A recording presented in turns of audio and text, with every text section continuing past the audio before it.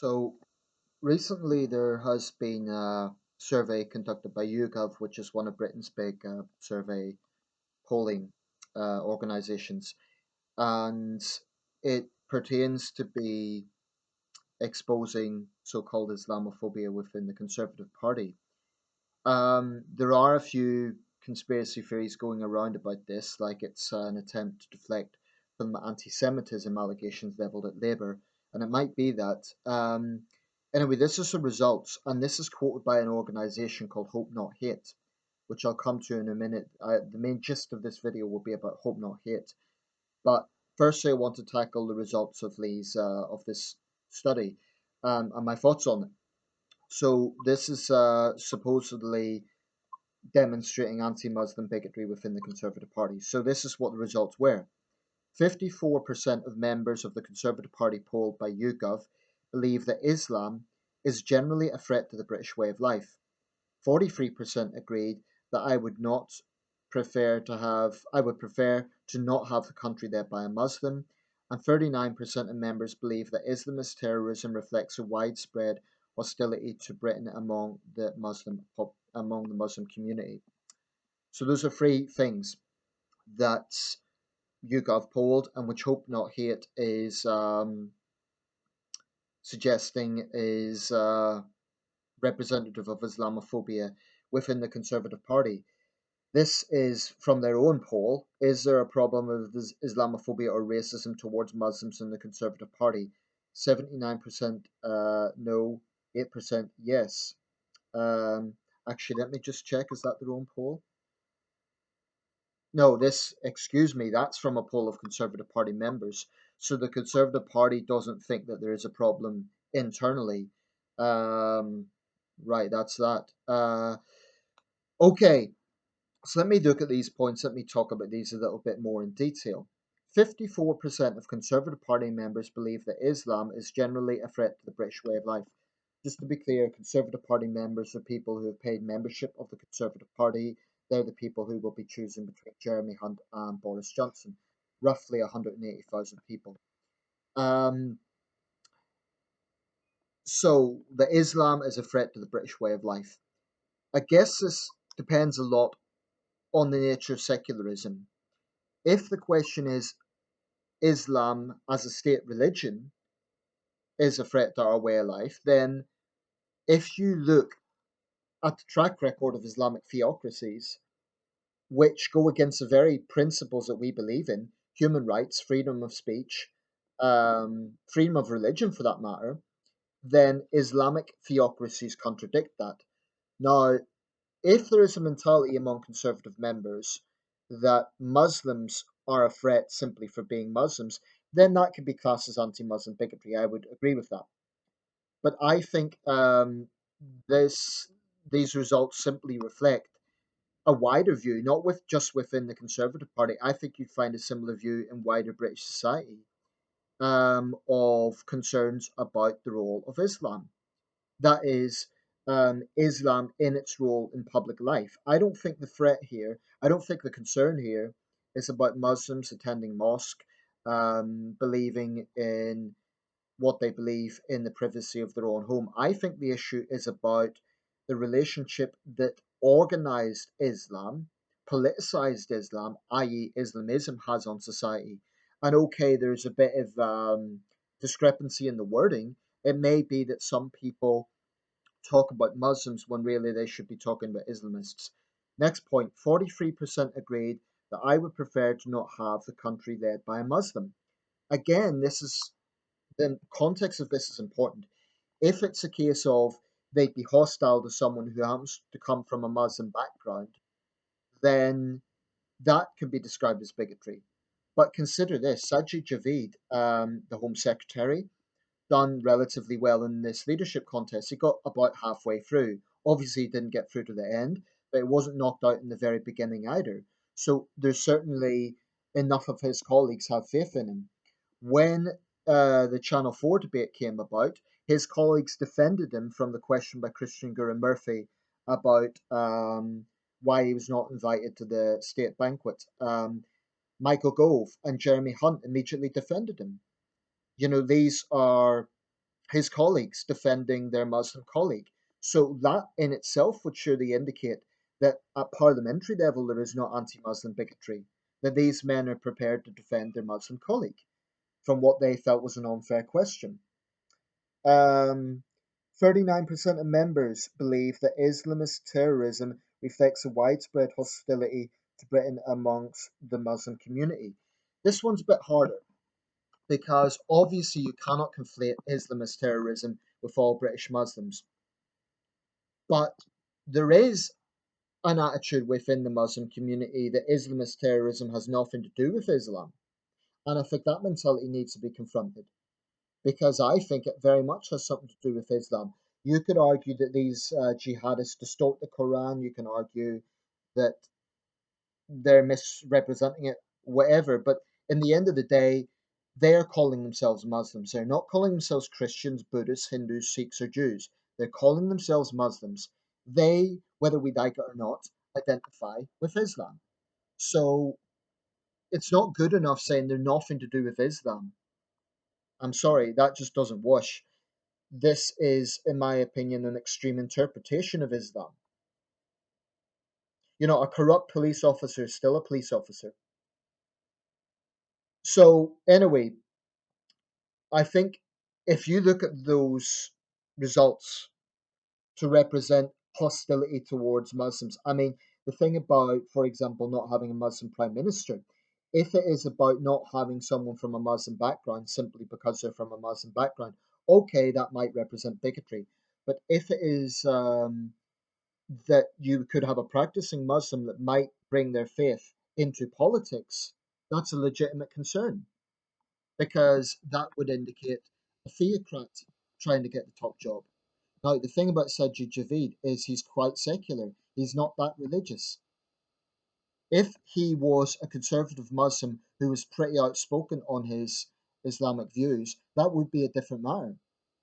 And without looking at the reasons why people are responding the way they're responding, with Hope Not Hate just dismissing them as all as bigots, then how are we going to know what the true message here is? Now, Hope Not Hates. I've been suspicious of this organization for a long time. I've long felt that they're very very biased, but I decided, okay, I'll be fair. I'll check out their page, their Facebook page, and I'll see. Maybe I'm wrong. Maybe they will have some consistency, i.e., they will condemn far right extremism, but they will also condemn Islamist extremism. Their last literally 20 posts. I scrolled down their timeline. The last 20 posts were all about what they perceived to be the far right. One of them was about their success in Tommy Robinson not getting his seat. Others were about the rise of the Brexit Party. And like I say, this is their perception of far right. I'm not saying I agree with this. Um, Others were, one was about this poll. Um, Others were about far right plots to attack MPs, which is a real thing.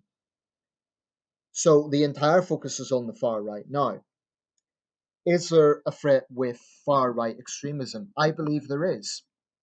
I believe there are some very dangerous individuals out there associated with the likes of Combat 18 and National Action. They are just as dangerous as any jihadists, and it is right that they're not only criticised, that they are held to account and deeply scrutinised.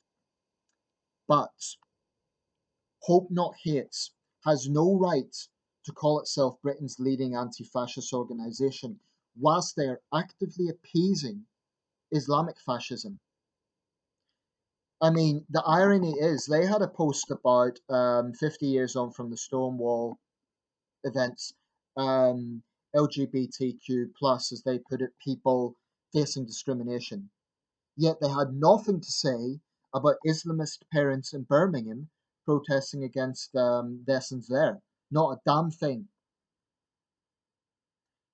So I think Hope Not Hate personifies the regressive left. They will call anyone that doesn't agree with them a racist or far right.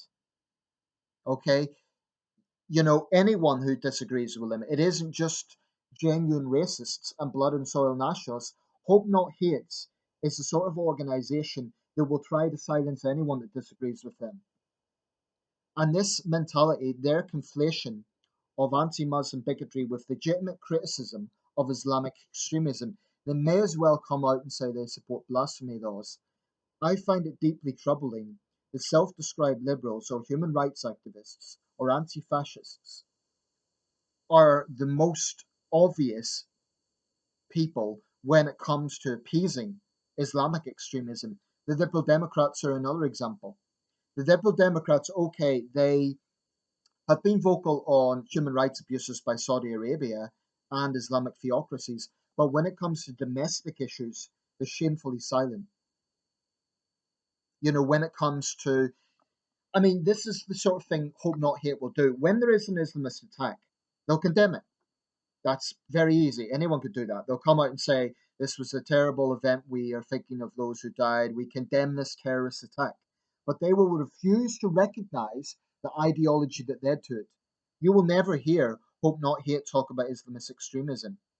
I think this is a particularly nasty organization that puts on this kind of mantle of being social justice warriors against fascism, yet they fail to show any consistency.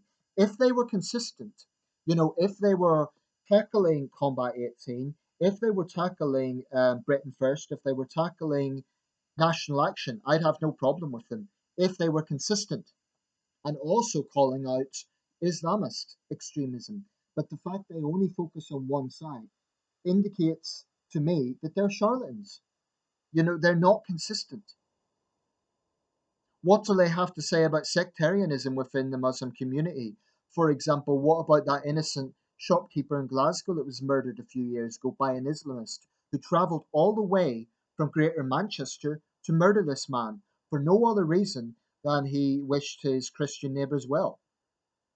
This is a very real thing going on. And there are, frankly, it may be a minority, but I suspect it's a large minority of the British Muslim community who do have some ultra conservative views on things like gay rights and insult to the Prophet, who would, given the option, support blasphemy laws. Now, how can it be liberal or progressive to come out and support that sort of ultra conservative ideology? I think the likes of Hope Not Hate, their position is, well, Muslims are a minority, so because they're a minority, they must always be right. And it's only white racists who are wrong. It's it's a very regressive way of thinking to assume there's only one kind of extremism. And my thing is not about, I've got no sympathy for blood and soil nationalists. I've nothing but contempt for them. Okay? Um, but the lack of consistency, I find that frankly hard to stomach from an organization that pretends to be anti fascist. I find that unforgivable, in fact, because Hope Not Hate will try to silence anyone in public life, anyone. They could be someone who supports reformist Muslims, secular Muslims. I'm surprised they haven't tried to smear Majid Nawaz at this point. Wouldn't put past them. I think Hope Not Hate, they put themselves out to be this really progressive organization that tackles racists. I think there's something rather sinister about an organization that turns a blind eye to religious extremism, and they do. I think they need to be scrutinized. I think they need to be put on the spot. They need to be asked, what's your view on blasphemy laws? Because I think Hope Not Hate, in my view, I don't think they can be trusted as a progressive organization to tackle extremism. What I want to see is an organization that tackles all extremism, that is genuinely consistent. Sure, tackle blood and soil nationalism, tackle the far right. There is a problem with that. I mean, the assassination of Joe Cox testifies to that. The events in Norway testify to that. There is a problem with far right extremism. But there is also a very serious problem with Islamist extremism. And in terms of actual terror attacks, it does outweigh far right extremism right now, although far right extremism is perhaps catching up. But Hope Not Hate is an organization that actively appeases Islamic extremism. And anyone who dares raise issues of, let's look at this thing about compatible with the British way of life. Ask a gay person, do they think that Islamic theocracy is compatible to them, is a threat to them?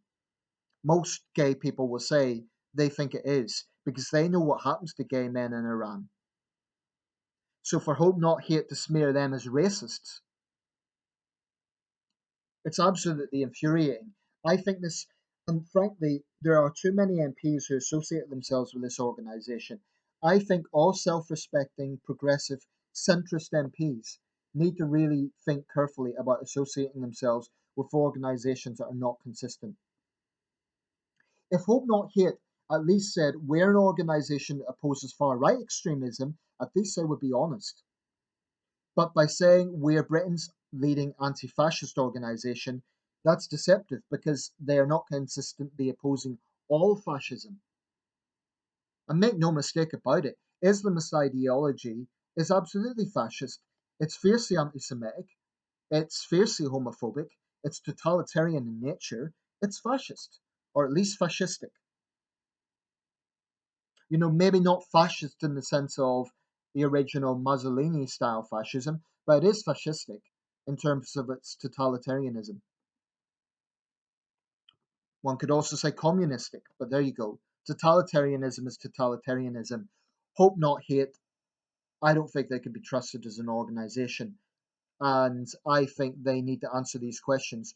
But anyone who does challenge them, they will go out of their way to try and get that person silenced, smeared, literally kicked off Facebook. This is a sinister organization, in my opinion. And I think they need to really be put on the spotlight and their views really be scrutinized.